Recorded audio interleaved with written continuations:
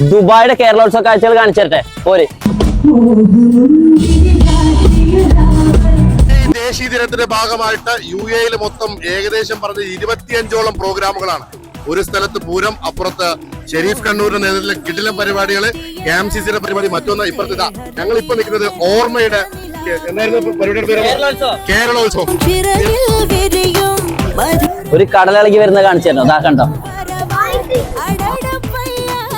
നമ്മുടെ ഈ കേരളോത്സവം എങ്ങനെ ഉണ്ടായത്? അതൊന്നും പറയാനില്ല, അടിപൊളി, വേറെ വൈബ്. കാണിച്ചു തരാം. നമ്മളെ തെച്ചിക്കോട് രാമേന്ദ്രനും കർണനും ഇല്ലാതെ ഒരു പരിപാടി നമുക്കില്ല.